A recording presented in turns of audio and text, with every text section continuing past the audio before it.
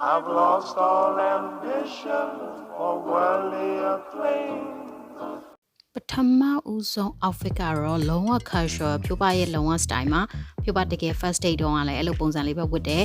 အဓိက date သွားရမှာရင်ခုန်ပြီးတော့အရန်ပြင်ဆင်ထားတဲ့ပုံစံမှာပေါင်လုံးချုံချုံပေါ့ပပါပဲဝတ်တယ်ဒုတိယ outfit ကတော့ဘာမှမလဲဘူးဒါပေမဲ့ကိုက smart lady ပုံစံနဲ့ပေါ့နော်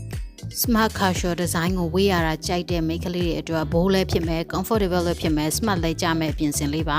အမှန်တိုင်းပြောရင်ဖြိုးပါကတော့ရုံကလူတယောက်နဲ့ date မယ်ဆိုလို့ရှိရင်အပုံစံမြဲဝတ်မှသိကြတယ်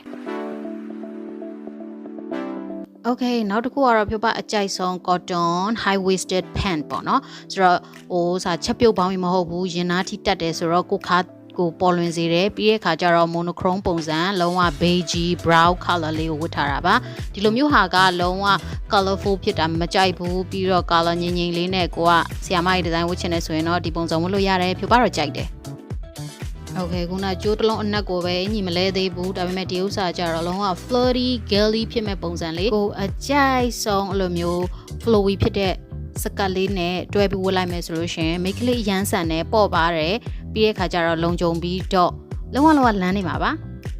Okay နောက်ထပ် day outfit ဆိုလို့ရှိရင်ကိုမှဂျင်းပေါင်းမီတို့မဟုတ်ဖြိုးပါလိုမျိုးပဲအနက်ရောင်တစ်ထည်ရှိတာနဲ့ top လေးတွေပေါ့နော်အဲ့လိုမျိုးလှလှပပcolorful ဖြစ်တဲ့ top လေးတွေနဲ့လဲပြီးဝတ်လို့ရတယ်ပထမဆုံးဖြိုးပါဝတ်ထားတာကအနီရောင်ပြီးတော့ shoulder off ဖြစ်တယ်ဖြိုးပါကြိုက်တဲ့အတွန်းလေးတွေပါတယ်ဒုတိယတစ်ခုကတော့လုံးဝအဝါရောင်ဖြိုးပါပုံမှန်အဖြစ်လက်ရှည်ဝတ်ရတာကြိုက်တယ်အဲ့တော့လက်ရှည်လေးပဲဒီဥစ္စာအင်ကြီးလဲလိုက်တယ်ဒိတ်သွားမယ်ဆိုလို့ရှိရင်အရင်ကြီးအုံစားစရာမလိုကိုမှရှိပြီးသားအင်ကြီးကလေးတွေကိုပဲဘောင်းမတက်ထဲနဲ့လဲဝတ်ဖို့ style လေးတွေပါ Okay နောက်ဆုံးဒီဇိုင်းကတော့အခုခေတ်စားနေတဲ့ Instagram မှာခေတ်စားနေတဲ့ပုံလေးဖြိုးပါကတော့ဘိုက်ပူမလေးဖြစ်နေလို့တိတ်တော့မသိတာဒါပေမဲ့လူငယ်တော်တော်များများဒီ design ဝေးရတာကြိုက်နေကြတယ်ဆိုတော့ဒီလိုမျိုးလေးလည်းလဲပြီးဝတ်လို့ရပါတယ်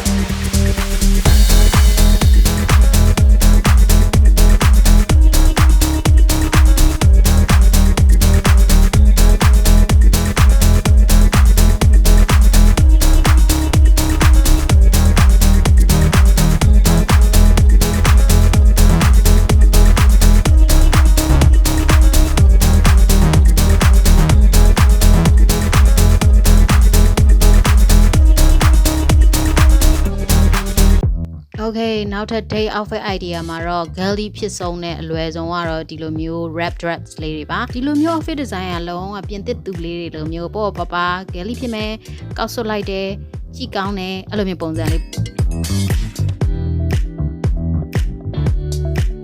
နောက်တစ်ထည်ကတော့ဖြိုးပါအရန်ကြိုက်တဲ့ red dress လေးဖြိုးပါကအဲ့လိုမျိုးစကတ်ဆိုလို့ရှင်ကာလေးတွေကိုရတာကြိုက်တယ်ပြီးတော့ဖြိုးပါပေါင်းတန်းတွဲတော့အမြဲတမ်းအတူဝတ်လေးရှိတယ်ဖြိုးပါ follower တွေတည်တယ်ဆိုတော့ဒီ design ကလည်းဖြိုးပါလက်ရှိဝေးရတာလည်းကြိုက်တယ်အပြင်စကကာလေးဆိုတော့ floaty ဖြစ်ကိုလှုပ်ရှားမှုတိုင်းမှာခေါင်းဝင်လေးကလိုက်ရိမ့်နေတာဆိုတော့အားလုံးပဲကြိုက်မယ်ထင်တယ်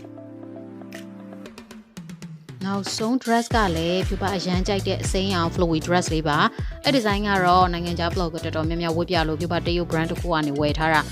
သူ့ရဲ့ cutting ရဲ့ပြီးတော့ပုံစံလေးရဲ့မိန်းကလေးတယောက်ကိုပို့ပြီးတော့မိန်းကလေးအသွင်ဆောင်စေတယ်ပေါ့ပါပြီးတော့ show ရင်လည်းမိဖို့တိုက်ကြမလို့အဲ့လိုမျိုး dress မျိုးကမိန်းကလေးတယောက်မှရှိထားတင်တယ်နော် Okay အဲ့တော့ဖြိုးပါရဲ့ video လေးကိုအစနဲ့ဆုံးကြည့်ပေးတဲ့အတွက်ကျေးဇူးအများကြီးတင်ပါတယ် like and share လုပ်ပေးခဲ့နော်